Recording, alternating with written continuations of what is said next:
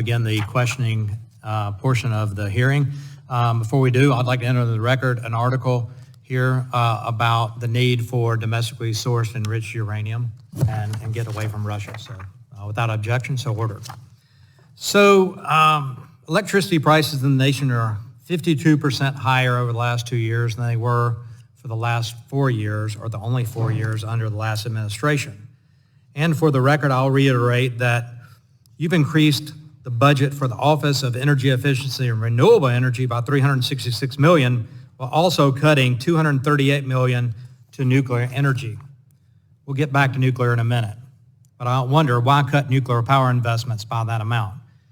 The PJM interconnection, the nation's largest grid operator, issued a dire warning earlier this year regarding the premature retirement of dispatchable generation. This report noted that at the current pace of retirements, the grid operator will potentially face a significant generation capacity shortfall by 2030. PJM noted numerous policies directly impacting these premature generation retirements, including multiple EPA regulations, and we just saw another one today, state rush to green policies, and private sector ESG commitments. Massive tax credits and subsidies are unreliable. Wind and solar are contributing to this problem as well.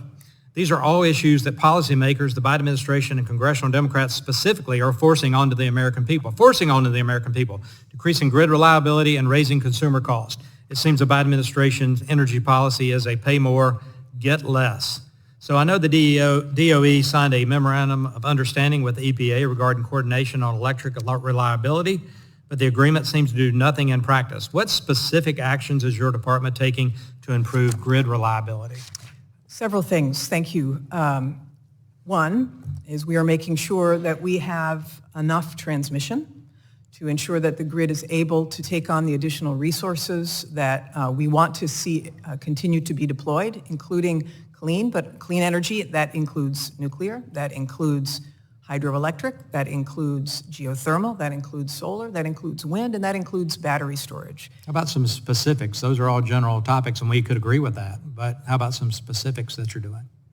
Well, specifically, we are accelerating the implementation and deployment of the bipartisan infrastructure law, which helps to increase grid reliability. So, for example, we have just announced a series of funding opportunities called the GRIP program, which will enhance the reliability of the grid by giving grid operators the opportunity to reconductor, to make sure that they also enhance security by potentially undergrounding, by adding additional transmission. So the tools that have been given to the department related to grid reliability are very important to be able to ensure that we have enough access to reliable power and that the transmission grid is able to withstand it.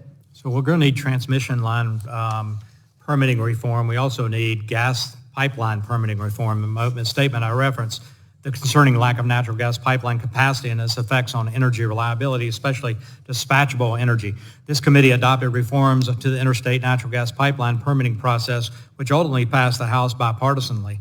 The reliability of our electricity system is closely interconnected with the interstate natural gas pipeline system. We need to build more to improve electric reliability. Do you believe insufficient natural gas pipeline capacity harms grid reliability and affordability for consumers? I think we have to have sufficient infrastructure to make sure that we have the dispatchable power means that we need. Expansion of pipelines, more pipelines, and we are going to need pipelines certainly for making sure that dispatchable power gets to the places where it is it's needed. Where it needs but to we get also to be utilized by the utilities, correct? We also need to be able to have pipelines for hydrogen, for carbon capture, et cetera. Export, you could throw that in there to help the world. And I would say that your observation about permitting reform is right on. We need to do permitting reform across the board, and I'm hopeful that this. I look forward to working with you on that. So I want to talk on nuclear real quick. I recently chaired a subcommittee on nuclear energy, and it was bipartisan. I was pleased by that. There was widespread agreement, and there is widespread agreement, both chambers and both sides of the aisle.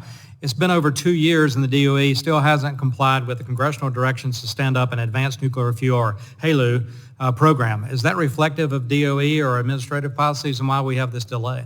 Well, we need to do a whole project with respect to HALEU and uranium overall to make sure that we can fuel our current fleet as well as the advanced reactors. We do not want to be reliant on Russia.